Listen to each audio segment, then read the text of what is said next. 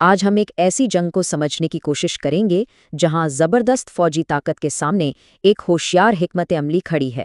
تو سوال یہ اٹھتا ہے کہ کیا واقعی سوچ کی طاقت بموں کی طاقت پر غالب آ سکتی ہے؟ اور یہیں سے سب سے بڑا سوال پیدا ہوتا ہے۔ ایک ایسا ملک جسے کمزور سمجھا جا رہا تھا، وہ آخر دنیا کی سب سے جدید فوج کو چیلنج کیسے کر رہا ہے؟ ہم نے حال ہی میں دیکھا کہ ایران نے کیسے بظاہر تمام مشکلات کے باوجود امریکہ اور اسرائیل کے بڑے بڑے اہداف کو نشانہ بنایا، $1 ارب کے ریڈار سسٹم سے لے کر بڑے شہروں تک۔ یہ آخر ممکن کیسے ہوا؟ تو چلیے پہلے دیکھتے ہیں کہ یہ سب شروع کہاں سے ہوا۔ ایران کی قیادت پر حملوں کے بعد پوری دنیا یہ سمجھ رہی تھی کہ بس اب ایران کا کھیل ختم، لیکن پھر ایران نے ایسے جوابی حملے کیے کہ سب حیران رہ گئے۔ تو اس حیران کن جوابی کارروائی کے پیچھے کی اصل وجہ کیا ہے؟ اور اس کا جواب وہ ہے جو شاید کسی نے سوچا بھی نہ ہو۔ ایران اصل میں کوئی روایتی فوجی جنگ لڑ ہی نہیں رہا، بلکہ وہ لڑ رہا ہے ایک معاشی جنگ۔ اب ذرا ان نمبرز کو دیکھیے، یہ فرق واقعی ہوش اڑا دینے والا ہے۔ ایک طرف ایران کا شاہد ڈرون ہے جس کی قیمت $20,000 ہے، اور اسے روکنے کے لیے جو میزائل استعمال ہوتا ہے اس کی قیمت ہے $2 ملین۔ اسی طرح $1,00,000 کے بیلسٹک میزائل کو روکنے کے لیے $12 ملین کا انٹرسیپٹر لگتا ہے۔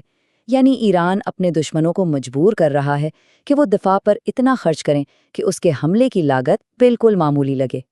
سیدھے لفظوں میں کہیں تو ایران جب اپنے حملے پر $1 خرچ کرتا ہے تو امریکہ اور اس کے اتحادیوں کو اسے روکنے کے لیے $28 تک خرچ کرنے پڑتے ہیں۔ یہ ایک ایسی اسٹریٹجی ہے جو دشمن کو فوجی طور پر نہیں بلکہ معاشی طور پر توڑ کر رکھ دیتی ہے۔ قطر کی طرف سے امریکہ کو بھیجی گئی ایک مبینہ رپورٹ میں کہا گیا کہ پیٹریٹ انٹرسیپٹرز کا ذخیرہ 4 دن میں ختم ہو جائے گا۔ حالانکہ اس کی سرکاری طور پر تردید کی گئی، لیکن سوچنے کی بات یہ ہے کہ سستے ہتھیاروں کی اس بارش کے سامنے مہنگے اور گنتی کے دفاعی میزائل آخر کب تک ٹک پائیں گے؟ لیکن سوال یہ ہے کہ ایران کے پاس یہ سستے اور مؤثر ہتھیار آئے کہاں سے؟ اس کی کہانی بھی اتنی ہی دلچسپ ہے۔ تو چلیے دیکھتے ہیں کہ ایران کا سب سے مؤثر ہتھیار، اس کی شروعات کہاں سے ہوئی۔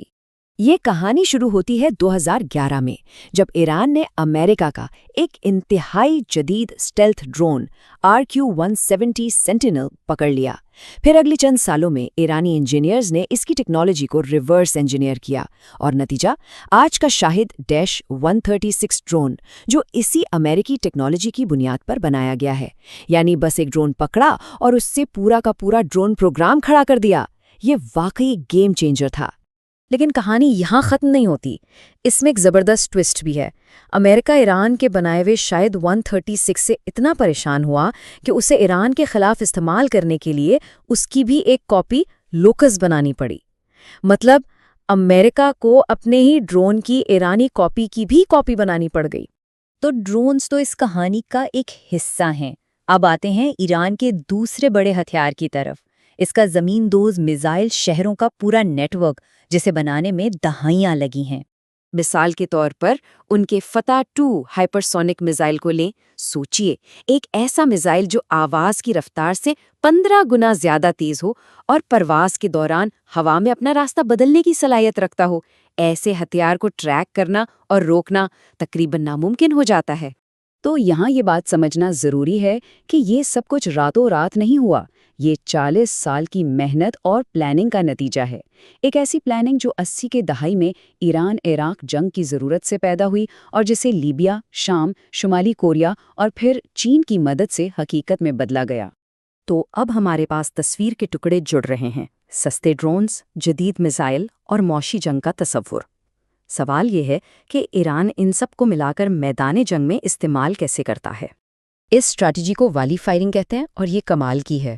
پہلا قدم، سستے ڈرونز کی ایک فوج بھیج کر دشمن کے ایئر ڈیفنس سسٹم کو الجھا دو اور ان کے میزائل ختم کروا دو۔ جب دفاعی نظام ان ڈرونز میں مصروف ہو، تب دوسرا قدم، نیچے اڑنے والے کروز میزائل بھیجو جو ریڈار کی پکڑ میں نہ آئیں۔ اور آخر میں جب راستہ صاف ہو، تب آتی ہے اصل اٹیک، تیز رفتار بیلسٹک اور ہائپرسونک میزائلوں سے۔ اور بات صرف حملے کی اسٹریٹجی کی نہیں ہے، ایران کی اسمارٹ تھنکنگ اور بھی کئی طریقوں سے کام کرتی ہے۔ وہ دشمن کی آنکھوں یعنی ان کے مہنگے ریڈار سسٹمز کو ہی نشانہ بناتے ہیں، یہاں تک کہ فائٹر جیٹس کے جعلی ماڈل پینٹ کر کے رکھ دیتے ہیں تاکہ اسرائیل اپنے لاکھوں ڈالر کے میزائل ان جعلی جہازوں پر ضائع کر دے۔ کمال کی چال ہے نا؟ تو اس سب کا باقی دنیا کے لیے کیا مطلب ہے؟ اس پوری صورتحال کے اثرات پوری دنیا پر پڑ رہے ہیں۔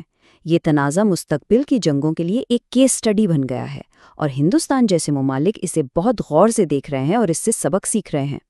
ہندوستان جیسے ملک کے سامنے اب ایک سوال ہے، کیا وہ $3.5 ارب میں امریکہ سے 31 پریڈیٹر ڈرونز خریدے، یا اسی رقم میں اپنے ملک کے اندر 70,000 سے زیادہ قومکازی ڈرونز کی فوج تیار کرے؟ انتخاب کافی حد تک صاف نظر آتا ہے۔ تو اس پوری بحث کا نچوڑ کیا ہے؟ شاید ہم جنگ کے ایک نئے دور میں داخل ہو رہے ہیں، ایک ایسا دور جہاں مہنگے ہائی ٹیک ہتھیاروں پر سستے، زیادہ تعداد میں بنائے گئے اور سمارٹ طریقے سے استعمال کیے گئے ہتھیار بھاری پڑ سکتے ہیں۔ تو ہم واپس اپنے شروع کے سوال پر آتے ہیں، سمارٹ بموں کے اس دور میں کیا سمارٹ سوچ ہی سب سے بڑا اور آخری ہتھیار ہے؟